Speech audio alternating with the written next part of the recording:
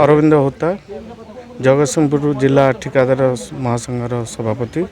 विगत नवेम्बर मासरू आमर ठिकादार महासंघ गढ़ी उठिला से आमर आमे गोटे अवेयरनेस करूँ जे आमर सबू जिले में समस्ते शेड्यूल रेट रे काम करेंगे जहाँफल कामर मान बढ़िबो एवं ठिकादार मैंने उपकृत हेबे। वर्तमान किछि आमर प्राय बहुत काम शेड्यूल रेट रे पड़ सारी आउ काम माने भी बहुत भल ये काम चलती। वर्तमान से समस्या उपजी किछि बाहर जिलार एवं आम जिलार किछि ठिकादार माने किछि लेस रे पकई दउछन जहाँफल कामर मान भी ठीक रहूना।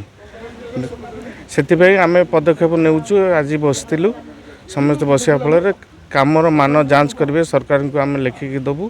सरकार काम मान जमी सठिक भाव काम हम सरकार काम ठीक हम और से आम पदक्षेप नाक आज गोटे कमिटी गढ़ाई स्क्वाड कमिटी गढ़ाई से आम निष्पत्ति नहीं।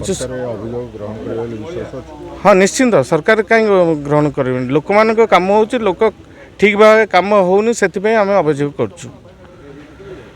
आम तो निजे ठिकादार आम समस्त अभियोग करुँ काम ठीक हवा दरकार सरकार पाखे सरकार काम ठीक भाव जमती हम 100% काम हवा दरकार।